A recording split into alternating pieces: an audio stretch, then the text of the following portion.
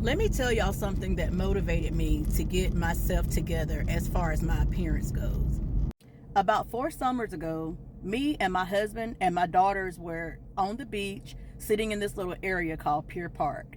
I remember sitting there and watching this young girl walk by, and she just had these, at the time I didn't really understand it. Looking back now, she was just really fit. She had nice quads. She had just her physique was just, it was amazing. And at the time, I was, this was like at the beginning of my journey. I can't remember whether or not I was in the gym by then or not, but I know that I was at least walking like 3.5 miles a few days out of the week. But I remember tapping my husband and I was like, see, look at her. That's how I want my body to look. That's what I want to look like. And I think just because he didn't want to hurt my feelings, he was just like, that girl's young. Do you realize how young that girl probably is? And I was just like, yeah, but, still. I never once felt like, I couldn't have a nice body. I just more so felt like I needed to learn what to do to get it. And mind you, this is exactly how I would dress whenever I was going on the beach around this time. And I'm not saying that I couldn't have worn a swimsuit or something like that, but I just didn't feel confident. I didn't feel like I would look good in one. In fact, I know that I wouldn't have, so I just didn't. And now fast forward.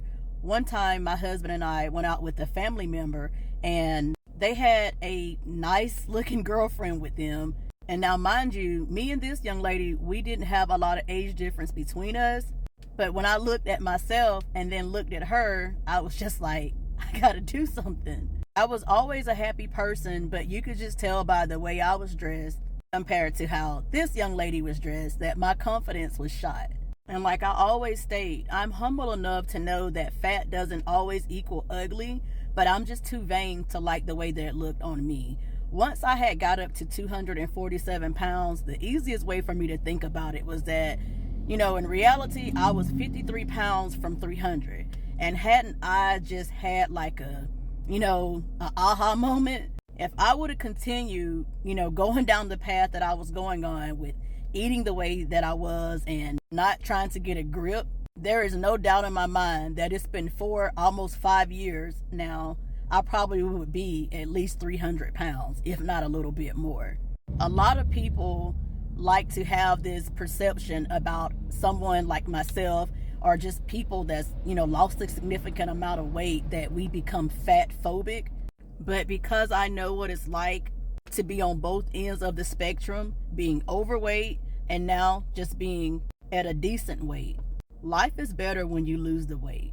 When it comes to food, all things in moderation, and the easiest way to learn how to do this and making sure that you succeed is learning how to track calories and eating your goal body weight in protein. What I mean by your goal body weight in protein, let's say that you're 280 pounds, but if you want to weigh 180 or 200 pounds, let's try to eat 180 grams in protein.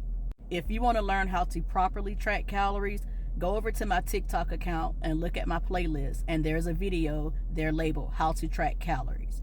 And another thing, you don't have to love weightlifting or the gym like I do or like you see other influencers do. But I would advise you to at least get up off of your butt and take, 45 minutes to an hour or 30 minutes, just 30 minutes, at least 3 to 5 days out of the week and go for a walk. Slow motion is better than no motion. Not even I just woke up one day and decided, I'm going straight to the gym and it's on from there. I actually started out with at-home workouts for months. And then from there, I walked probably about 7 to 9 months, somewhere in between that little time frame, for 3.5 miles, 3 to 4 days out of the week. And then later on, when I decided I wanted more, I stepped into the gym. And always remember, your why has got to be meaningful to you. It's got to be deeper than a vacation or trying to get into a wedding dress and silly little things like that. But then again, I can't say that because a lot of people will, it may be health or whatever. Mine is just overall vanity. I would be lying if I said anything else.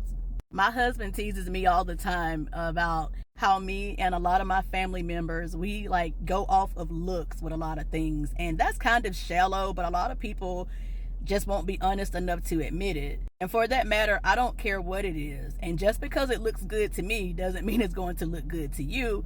But that's just with anything in life. I've just always been really hard on myself.